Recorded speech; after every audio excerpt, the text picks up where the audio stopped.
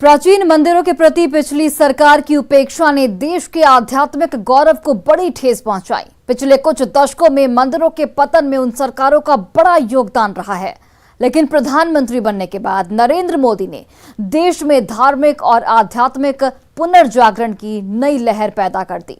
वो ऐसा कोई भी मौका नहीं चूकते जिससे देश की धार्मिक और आध्यात्मिक पहचान पुख्ता हो। नमस्कार, स्वागत है आपका न्यूज 18 विशेष में। आपके साथ मैं हूं सोनाली सिंह और आप देख रहे हैं हमारा खास कार्यक्रम धर्माधिकारी।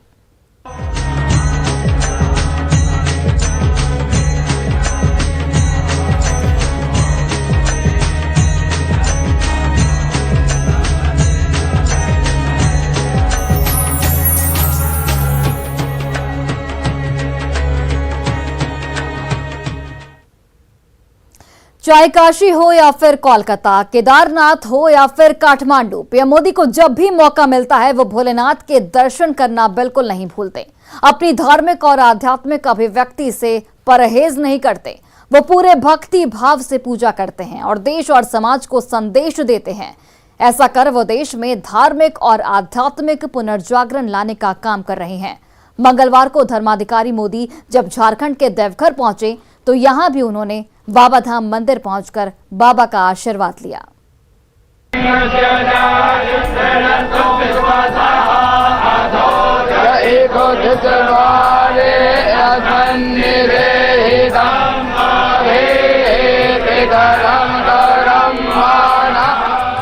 ये प्रधानमंत्री मोदी का धार्मिक चेहरा है। ये पीएम मोदी का आध्यात्मिक रूप है।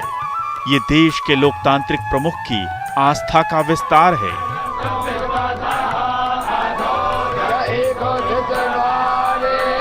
देवघर के बाबा धाम मंदिर में जब प्रधानमंत्री नरेंद्र मोदी पहुंचे तो उनकी धार्मिक आस्था चरम पर नजर आई। पूरे मंत्रोच्चार के साथ उन्होंने बाबा भोलेनाथ की पूजा अर्चना की।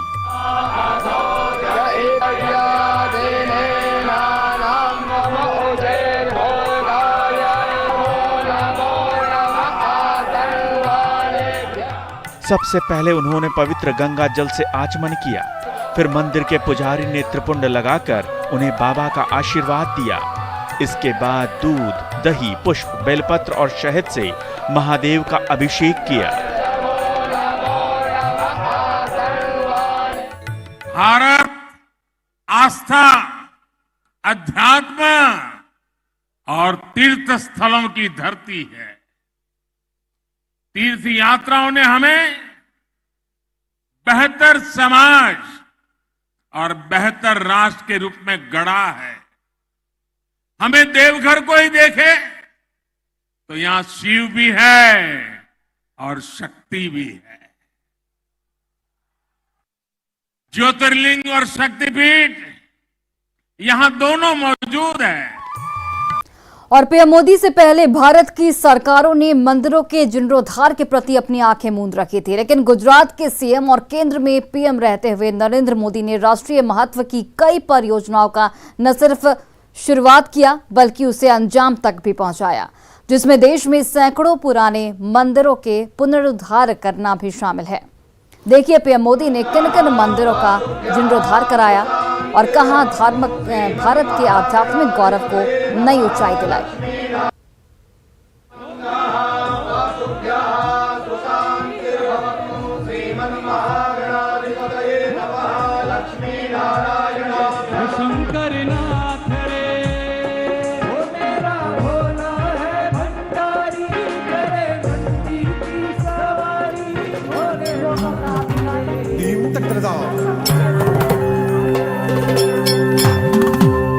किसी भी देश का आध्यात्मिक जागरण तभी संभव है जब उसके धार्मिक और दैवीय स्थानों को उसके पुराने गौरव के साथ बहाल किया जाए। इसी को ध्यान में रखते हुए पीएम मोदी धार्मिक, सांस्कृतिक और आध्यात्मिक केंद्रों की महिमा को फिर से स्थापित करने में जुटे हैं। इसके तहत प्रधानमंत्री ने देश के प्रसिद्ध तीर्थ स्थलों के मंदिर पुनर्निर्माण और नवीनीकरण अभियान की शुरुआत की है।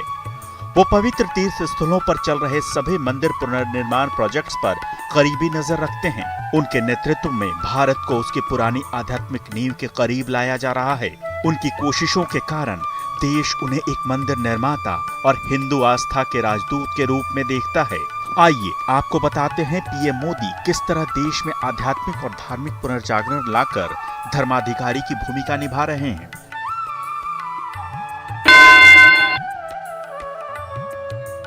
जय श्री राम, जय श्री राम। श्री राम जन्मभूमि मामले में 9 नवंबर 2019 को सुप्रीम कोर्ट के फैसले के बाद हिंदुओं का 5 सदियों पुराना सपना और संघर्ष पूरा हो गया। फैसले के बाद नरेंद्र मोदी सरकार मंदिर निर्माण के काम पर तेजी से आगे बढ़ी। नरेंद्र मोदी के नेतृत्व में भव्य राम मंदिर के निर्माण का 5 सदियों पुराना सपना पूरा होने जा रहा है। मंदिर की आधारशिला खुद प्रधानमंत्री मोदी ने अगस्त 2020 में रखी थी।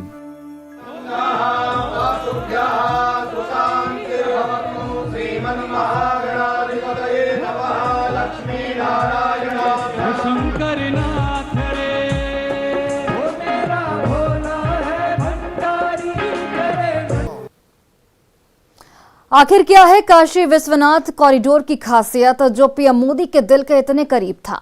क्यों ये प्रोजेक्ट इतना खास है? इसके निर्माण में किन पत्थरों का इस्तेमाल किया गया है? और बाबा विश्वनाथ के दर्शन करने आने वाले श्रद्धालुओं के लिए यहाँ कैसी व्यवस्था है? आइए आपको बताते हैं काशी विश्वनाथ कॉरिडोर की हर खासियत।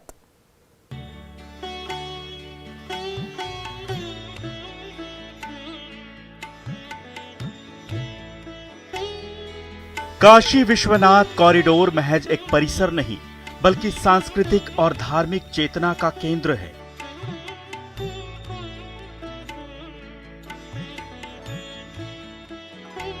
लगभग 350 करोड़ रुपए की लागत से तैयार इस कॉरिडोर की एक नहीं बल्कि कई खासियतें हैं। आइए आपको बताते हैं कि क्यों ये इतना खास है।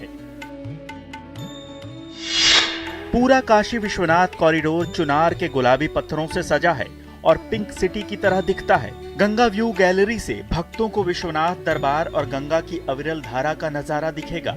सबसे खास बात यह है कि पाइपलाइन से विश्वनाथ मंदिर के गर्भगृह तक गंगा की धार पहुंचेगी।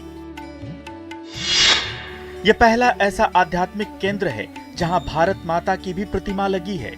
इसके अलावा आदि शंकराचार्य और महारानी अहिल्याबाई की भी प्रतिमा लगाई गई है। महारानी अहिल्याबाई ने ही काशी विश्वनाथ मंदिर का निर्माण कराया था। मुख्य मंदिर परिसर का विस्तार कर 80 फीट लंबा और 40 फीट चौड़ा परिक्रमा पथ बनाया गया है। 157 जोड़ी खंभों पर बना है परिक्रमा मंडप। 352 साल के बाद ज्ञानवापी मंडप कूप और आदि विश्वेश्वर के नंदी मुख्य मंदिर का हिस्सा बने हैं। कॉरिडोर की चारों दिशाओं में 32 फीट ऊंचे और 40 फीट चौड़े किले जैसे फाटक बनाए गए हैं। विशाल मंदिर चौक में एक समय में एक साथ 50,000 श्रद्धालु रह सकेंगे। यही नहीं, परिसर में बने शिव वन में दिखेंगे रुद्राक्ष, हरसिंगार और मंदार जैसे पेड़। इसके अलावा वाराणसी गैलरी में दिखेगी इतिहास से लेकर पहचान से जुड़ी हर चीज। मंदिर परिसर में संगमरमर पर काशी के महात्म्य का चित्रात्मक वर्णन उकेरा गया है। कॉरिडोर एरिया के मकानों में सदियों तक कैद रहे 27 प्राचीन मंदिरों की मणिमाला भी कॉरिडोर परिसर में है। अब आपको बताते हैं इस कॉरिडोर के निर्माण से जुड़ी खास बातें। कॉरिडोर के निर्माण में चुनार के बलुआ पत्थर के अलावा 7 तरह के पत्थर लगाए गए हैं। इनमें मकराना के दूधिया मार्बल से फ्लोरिंग की गई है। घाट किनारे सीढ़ियों पर जैसलमेर का मंडाना स्टोन लगाया गया है। वैदिक केंद्र, संग्रहालय और खास भवनों में ग्रेनाइट और कोटा लगाए गए हैं। भूकंप और भूस्खलन से बचाने के लिए पत्थरों को 18 इंच लंबी और 600 ग्राम वजन की पीतल की प्लेटों से जोड़ा गया है। पीतल और पत्थरों के बीच की जगह भरने के लिए केमिकल लेपॉक्स अल्ट्राफिक्स का इस्तेमाल किया गया है, जो इसे सदियों तक टिकने वाली मजबूती देता है।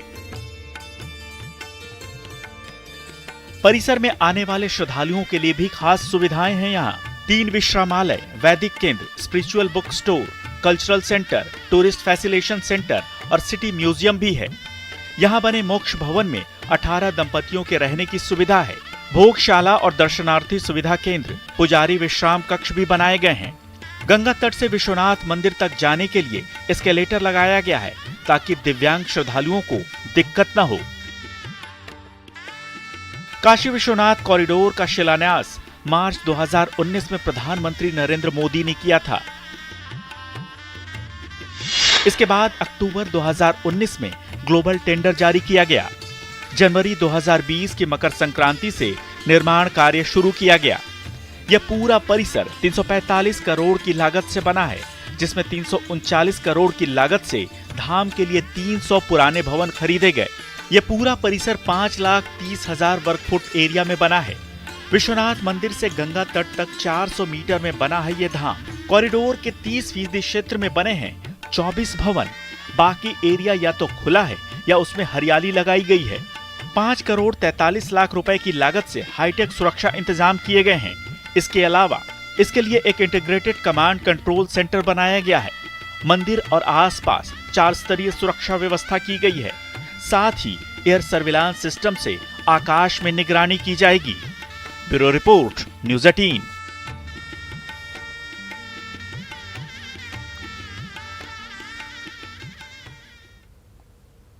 और 100 साल के हो चुके बिहार विधानसभा भवन ने कई सरकारों को बनते बिगड़ते देखा। सियासत की पीढ़ियां बदलती देखी। इतना ही नहीं, नेताओं को राजनीति करते और बदलते रहते का भी सदन साक्षी रहा है।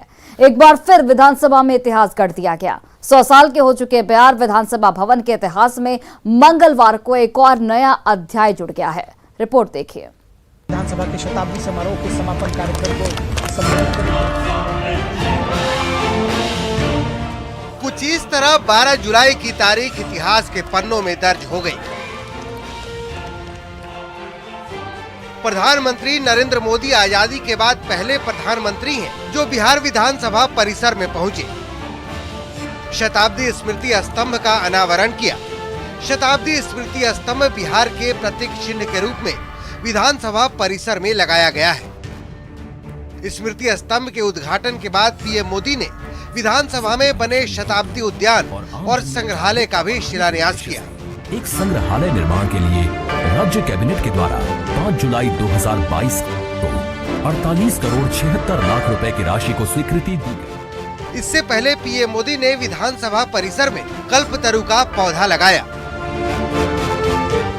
राज्यपाल फागू चौहान, सीएम नीतीश कुमार, विधानसभा अध्यक्ष विजय सिन्हा, सभापति अवधेश नारायण सिंह, शिक्षा मंत्री विजय चौधरी ने उन्हें पूरा परिसर घुमाकर भवन के बारे में बताया। बिहार विधानसभा परिसर से पीएम मोदी ने भारत को लोकतंत्र की जननी बताया। साथ ही बिहार को लोकतांत्रिक निष्ठा के लिए प्रतिबद्ध बताया। मैं आज भी दुनिया के मंच पर जब भी जाता हूं, बड़े गर्व से कहता हूं कि विश्व में लोकतंत्र की जननी ये भारत है। भारत मदर ऑफ डेमोक्रेसी है। और हमने भी, और बिहार वासियों ने तो खास, दुनिया में डंका बजाते रहना चाहिए कि we are a mother of democracy. 100 सालों के इतिहास में बिहार विधानसभा भवन ने कई उतार चढ़ाव देखे हैं। पीएम मोदी ने शताब्दी समारोह में शिरकत कर बिहार विधानसभा के गौरव में एक और अध्याय जोड़ दिया। समारोह में पीएम मोदी के शामिल होने पर मुख्यमंत्री नीतीश कुमार बेहद प्रसन्न दिखे, जिसे उन्होंने भरे मन से जाहिर भी किया। आदरणीय प्रधानमंत्री से कहा जाएगा, अब आप आ गए हैं तो बड़ी खुशी हुई। 100 साल पूरा होने के उपलक्ष्य में जो इतना कार्यक्रम हो गया, और आज आप सब कुछ जो बताएंगे और सबको जो बताएंगे, सलाह देंगे, तो बहुत सारी खुशी की बात होगी। इसलिए आज के इस अवसर पर हम सब लोगों को बहुत प्रसन्नता है। आपका स्वागत करते हैं, आपका अभिनंदन करते हैं, और आप यहाँ पर आ गए, हम लोगों को बहुत खुशी है। जाहिर है बिहार विधानसभा परिसर के बीचों बीच खड़ा ये स्मृति स्तंभ बिहार के गौरवशाली परंपरा की याद दिलाता रहेगा। पटना से न्यूज़ 18 के लिए रवि एस नारायण और आनंद अमृतराज की रिपोर्ट। और इस खास कार्यक्रम में आज के लिए बस इतना ही। आप देखते रहिए न्यूज़ 18 बिहार झारखंड।